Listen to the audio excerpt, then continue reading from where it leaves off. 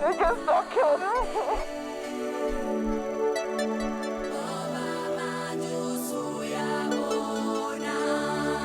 This is a new day. This is something beautiful.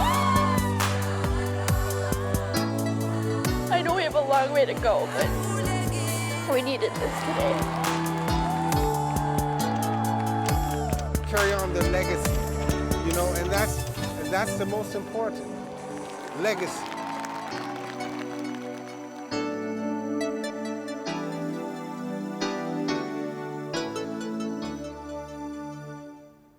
Thanks for joining us. I'm Janice Shortle. This week marks 5 years since George Floyd was murdered at the hands of former Minneapolis police officer Derek Chauvin, a day that changed our city forever and sparked a nationwide reckoning. Changes that are still to this day being seen and felt across the country and especially here in our community. And nowhere is that more noticeable than at 38th in Chicago, a place we know now as George Floyd Square, where he was killed.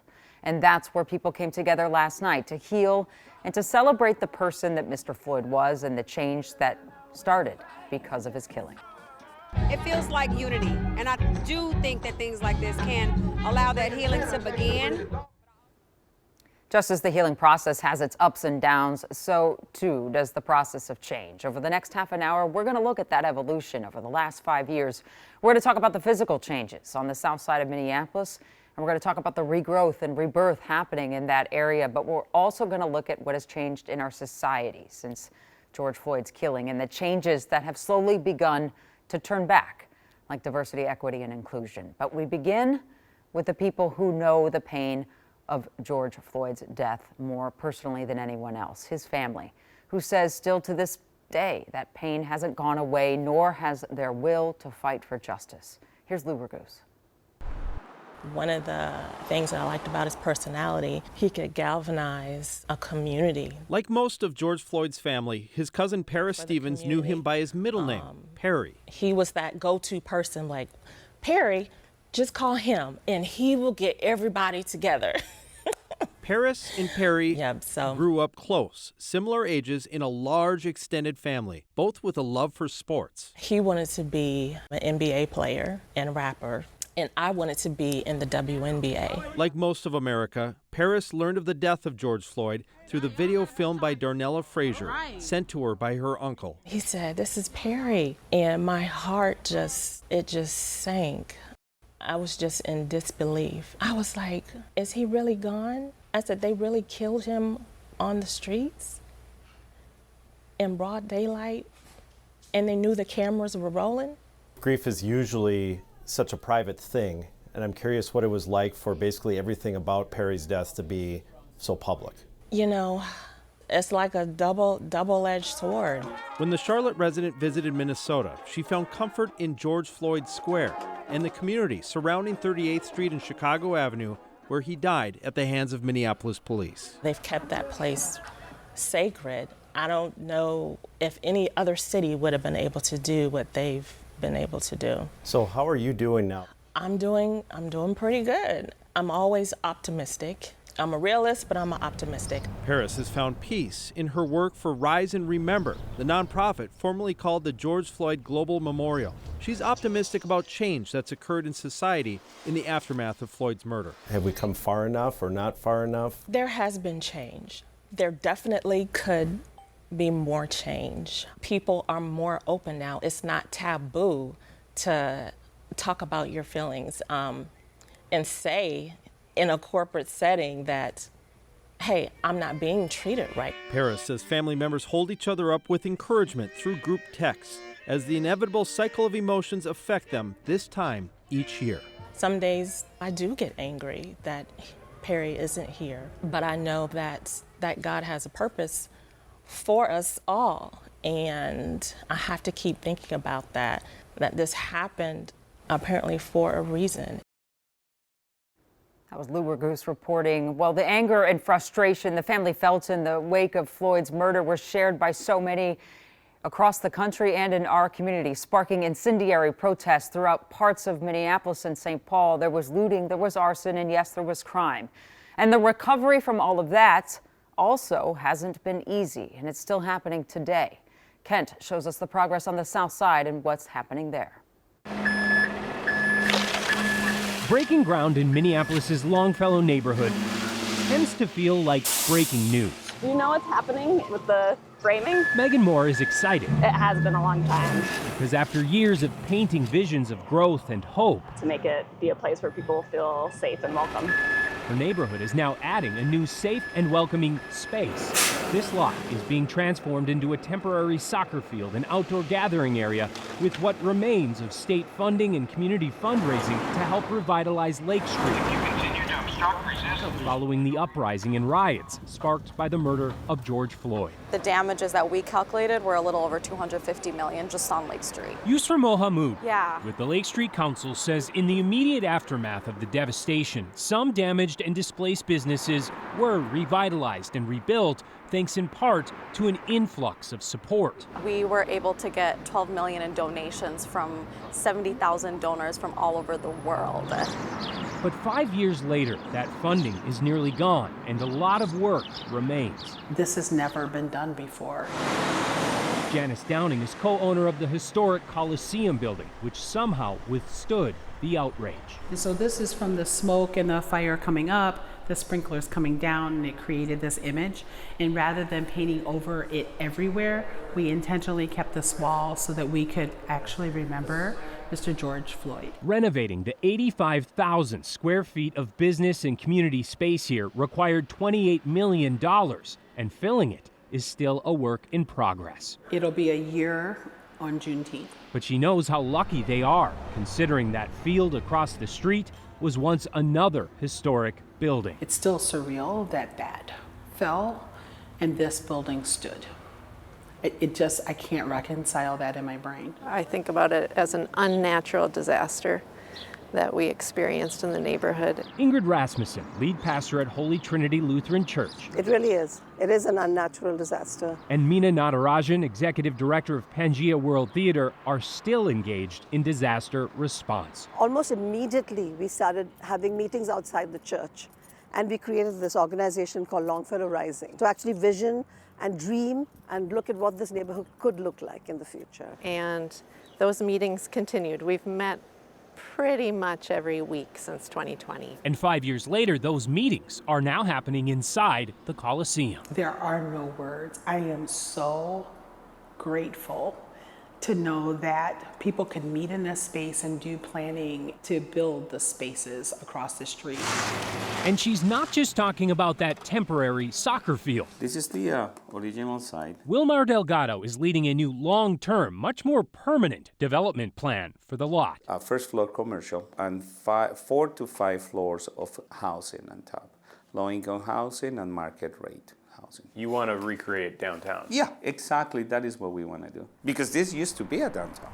And it has the blessing of downtown neighbors. One of the 3 lots he purchased came from the church, which itself purchased the land from the nonprofit McGizzy in 2021, so it could afford to relocate. Acting as a land steward or a land bank of sorts. And Redesign Inc., which led the redevelopment of the Coliseum and a nearby dry cleaner, is lending its support on top of leading several other redevelopment efforts throughout the neighborhood. This is 2800 East Lake, which is the former U.S. Bank site. Jesse Roaming says for now, this block is being used for seasonal outdoor activations in order to buy time and money for development. Whenever you're trying to do things that go against the way things are normally done, it's much more complicated than just one entity going it alone and just making something happen. So definitely takes a lot of time. And speaking of time, We're so really excited about this. Pangea World Theater is in the process of moving its office into the old home of the Hub Bike Shop. This is the phase 1 of our project. And phase 2 includes the lot next door. We're going to build a performance/rehearsal space here, which is going to be much bigger than our current rehearsal space. Neither the theater nor the downtown development will happen quickly. To complete, maybe between 5 to 6 years. But it's a future worth waiting for. It takes time and energy to sort of come out of trauma and disaster. And in some ways, we'll never come out of it. It's just part of our story now. In downtown Longfellow. It just feels great to be a part of that village. Kent Erdahl, KARE 11 News. We go back to 38th in Chicago, where George Floyd was killed and where the memorial stands. There's work there too, but even so, the future of that square is unclear. Mayor Jacob Frey and a portion of the city council wanted to open to traffic that intersection at 38th in Chicago and have the ability to shut it back down for events. But in February, a majority of the city council overrode the mayor's idea and put a veto on the mayor's plan, because they want to build a closed-to-traffic pedestrian mall to honor George Floyd. So Chris Warapski sat down with Mayor Frey and Councilmember Jason Chavez. They have different views on this to discuss the future of 38th in Chicago. How do you move forward, given that state law will not allow a pedestrian mall if more than 50% of the property owners oppose? Mayor, why can downtown, wealthier areas in the city of Minneapolis have a pedestrian mall, but George Floyd Square can't? Interesting questions posed to each other. You can watch their entire conversation about the future of the square and our Care to Explain segment on KARE 11 Plus right now. Worth a watch. And when we come back, we look at how far we've come in the last 5 years. We can't ignore that slow backtracking we're now seeing in some areas. So when we come back from commercial break, a country at a crossroads, some local perspective from activists on the rise and fall of diversity, equity, and inclusion amid a changing political landscape.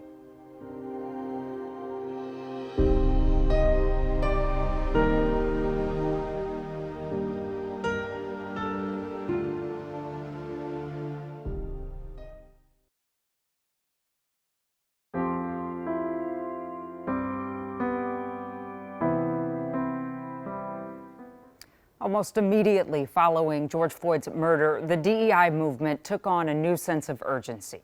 But in the last 5 years, a lot has changed there as well, shifting towards a new era that appears to abandon some of the progress that was made. Sammy Salina looks into the rise and fall of diversity, equity, and inclusion. I can't breathe! During a dark time, we're tired of it and we need justice. So much came to light. It became an opportunity to interrogate why this sense of invisibility remains. Dr. Yohuru Williams is the founding director of the Racial Justice Initiative at the University of St. Thomas. Corporations, other institutions were forced to look at the ways in which the murder of George Floyd was symptomatic of broader systemic exclusion of people of color.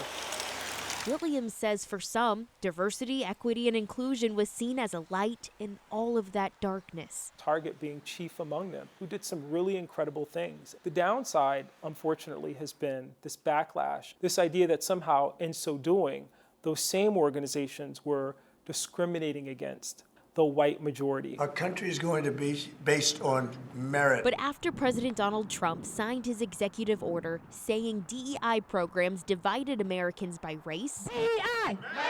DEI!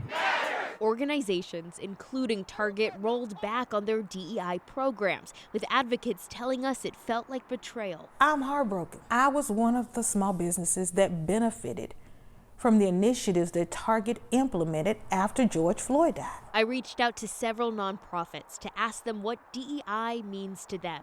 None of them wanted to talk about it, but one Twin Cities nonprofit leader agreed to an anonymous interview. Speaking out certainly on camera and identifying yourself or your organization is a risk. We granted anonymity because they said that they're worried millions of dollars in federal funds will be taken away from the underserved people they help. Families are relying on these resources to survive. They said some of their money was frozen after that executive order, but it was thawed with stipulations. They cannot be used to support any sort of illegal DEI. I think pretty much anything that we're doing could be deemed DEI. But with DEI now in the shadows, conversations are stifled. But it's easy to be cowardly. That's what worries me. It's easy not to speak up. Steve Young was the dean of Hamline University School of Law and wrote guidebooks to ethical and social principles for businesses. This fight over DEI ends up keeping us in the cul-de-sac. Circling, circling, and circling. That's really bad for the country. We need to reframe somehow. But that won't come if people can't talk about those three words: diversity, equity, and inclusion. We should remember the words of Hubert Humphrey, the Minnesotan, the young mayor of Minneapolis, at the 1948 convention of his party, the Democratic Party. We must walk forthrightly into the bright sunshine of human rights. Sammy Solina, KARE 11 News. Well, not everything has started to reverse course in the last 5 years, and still to come, the movement seeing momentum. As we head to a break, we share a message from Darnella Frazier. Darnella was the 17-year-old woman who recorded the video of George Floyd's murder that the world would see. In an Instagram post marking 5 years since Floyd's killing, Frazier promised to never be silent, writing, "I sometimes catch myself feeling guilty for trying to forget and block all of this out because it's such a traumatic experience in my life. But truthfully, speaking of George Floyd, she said, I could never forget about you." Be right back.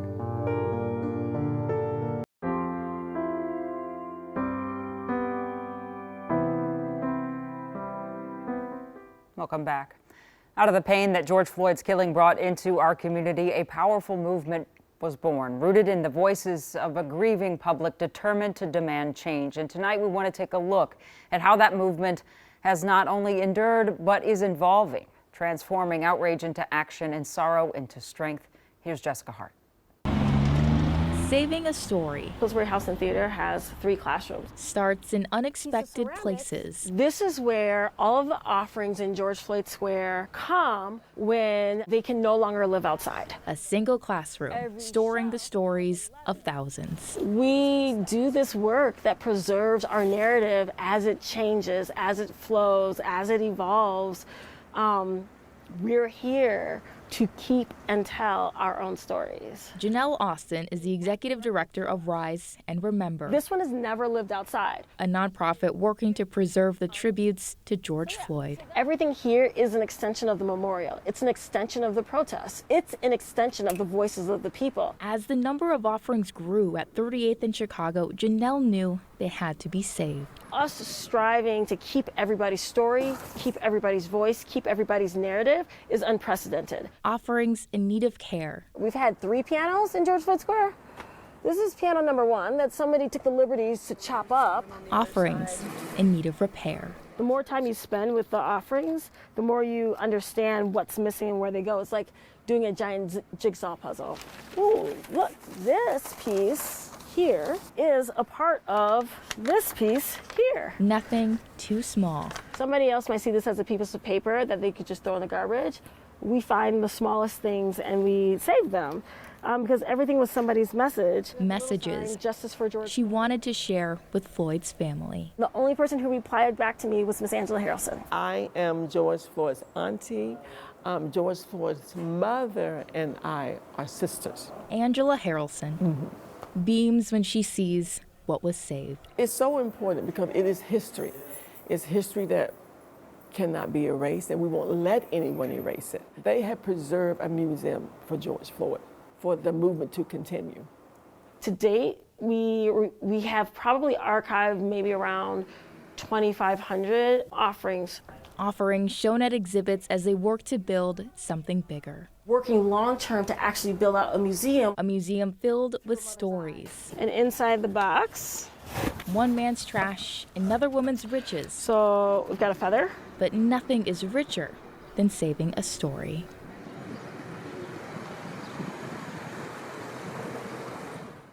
That is a cumbersome job, but thankful that she's doing it, and someday maybe it has a more permanent home for the world to see. We want to thank you for joining us tonight, for taking the time to look back and look forward as we mark this difficult anniversary. We want to leave you tonight the same way we started, by honoring and remembering George Perry Floyd and the movement that the murder sparked. Thanks for joining us. Have a good night. Take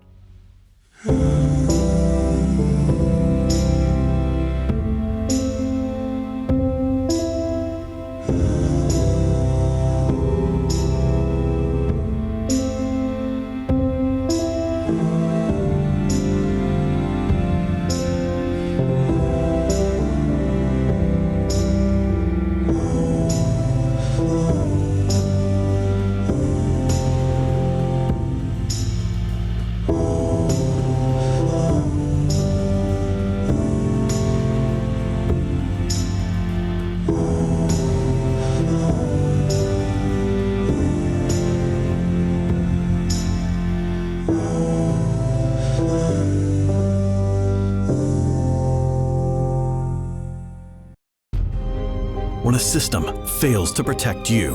There are cases after cases where they've gone off and murdered somebody. KARE 11 investigates. Someone has to step up and say, this has got to stop. Exposing major flaws. To change a broken system. And calling for justice. What was accomplished last night is life-changing for so many families. Stories that move Minnesota forward. KARE 11 investigates. Weeknights at 10.